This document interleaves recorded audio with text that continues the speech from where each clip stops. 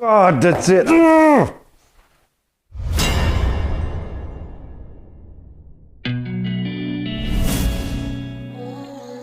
Hey everybody, welcome back to Golf Test Dummy, the channel where I use my game to help your game. And you may have guessed the theme for today's video.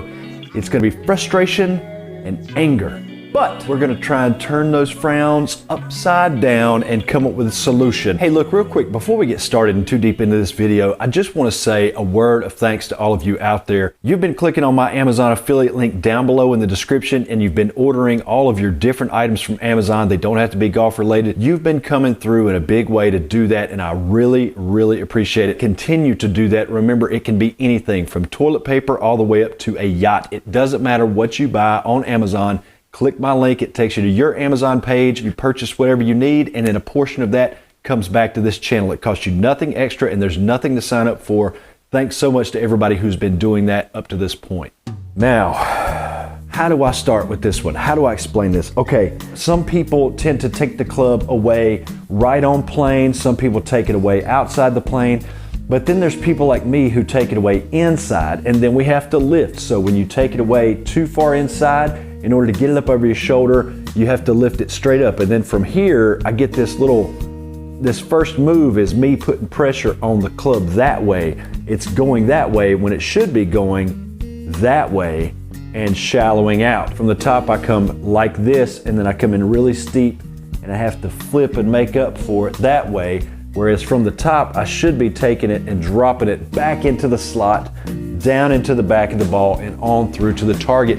This has been going on in my swing for a long time. Ever since I started watching myself on these YouTube videos years ago. Next month will be my 3-year anniversary with Golf Test Dummy, by the way. But in all that time, it really doesn't matter what swing method I'm trying. It's always there, and I'm sick to death of it. I'm sick of seeing it. I don't want to see it anymore. Now, I'll have to take my mic off because if I swing with this on, all you're going to hear is a lot of interference. So I'll set it over here on my bag. We're going to start with the first drill here, okay? The first drill is simply to stop doing it, okay? There's a lot of you out there in the comment section over the years that I've seen that when I come and I take it inside, your comment to try and fix that is always, well, just stop doing it. And that sounds like such great advice, and it sounds so easy to do. But in the past, when I've tried this, I haven't had much success. Let's see if maybe I can pull it off tonight. We're gonna do a couple of swings. We're gonna give it an honest college try here, and we're gonna see if I can simply stop doing it. Okay, so I've got you on this camera and I've got you on this camera over here. Now, normally I take it away, I'm inside like this. I take it right back to the inside, and then I lift, and then there's this first move over the top that kind of comes down steep, and then I have to straighten it by dropping in. So what we want to kind of do is reverse that. I'm going to take it away more on plane, almost like I'm giving it to the camera here, and then fold up over this shoulder, and then right back down on that same plane line.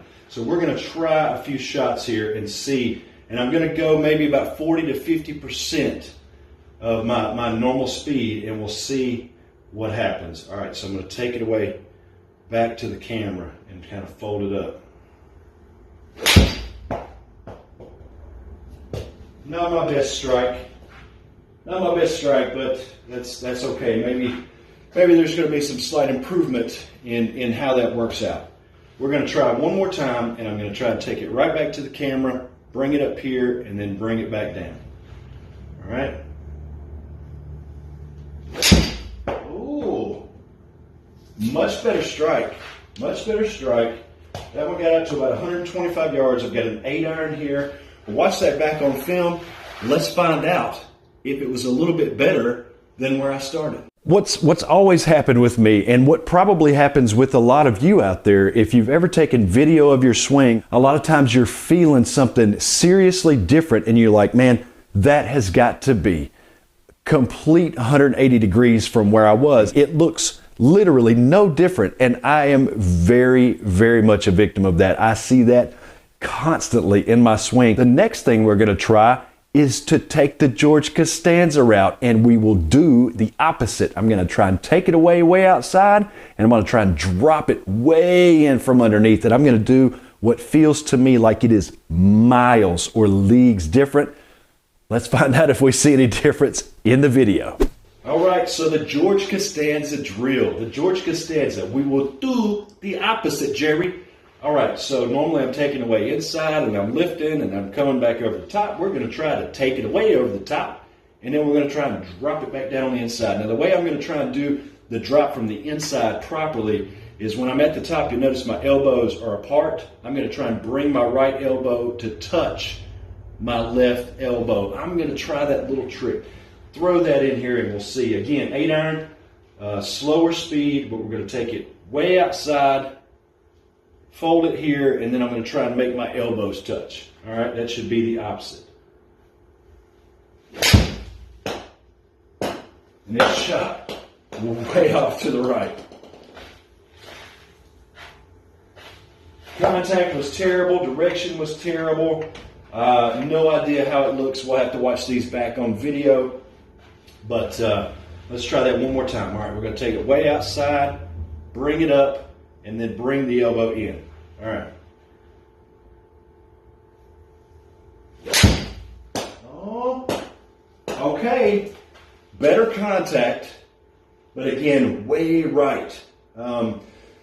Your ball normally starts along the path that it does because of how the face is oriented at contact. So I know that my face must be wide open at impact. All right, so I'm not quite sure how I feel about the George Costanza trying to do the opposite. I know that a lot of people are able to eliminate that sort of bad path move and that over-the-top move, but that is something that is going to take a lot of time, and it's not necessarily going to fix what ails everybody. The next thing I'm going to try is a little bit of re-sequencing. So we look at ourselves on tape or we look at a swing and we go, oh man, this guy's in a bad position. He's all out of position here. But what if it's not so much that you're in a bad position, but you're in that position at the wrong time? Think about when we walk. When we walk, the foot comes forward, the heel strikes first, then we rock to the toe, then the heel comes off the ground and we get propelled forward to take the next footfall. Well, that is sequencing. If you were to change that sequencing, we all know the heel and the toe need to make contact with the ground, but what if we just reversed the order and we came down on our toe, then landed on our heel, then tried to go forward? Be a pretty awkward gait. We'd be walking down the street in a completely different way than we do now. And that all comes down to sequencing. None of those positions were bad to be in. None of them were incorrect. We were just there at the wrong time. So in order to play with my sequencing a little bit, I'm going to do a little experiment. The first time I'm doing these swings is going to be with all upper body, and the second set of swings that I make is going to be controlled all by the lower body. We're going to see if maybe that throws my sequence a little bit in a different direction, and we'll be able to pick it up on camera, see if it changes my swing path. All right, first up is all arms. We're just going to keep the lower body somewhat responsive, but I'm not going to engage my lower body. I'm just going to try and take it away with my arms in the right place and then bring it right back down the swing path with all arms. We're going to do a couple of shots and see what happens. Again, 8-iron, just making just little baby swings here, just maybe 40-50%. Take it away to the camera, all arms. Oh, man, not good contact. Nothing good about that at all. That felt completely awkward. All right, we're going to reload and we're going to try again. Take it away from here, bring it right back.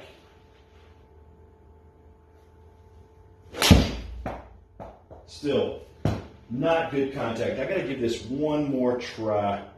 Don't feel like I've done it justice. Just all upper body. Lower body can be responsive, it can move, but I'm not focused on it. Let's try again.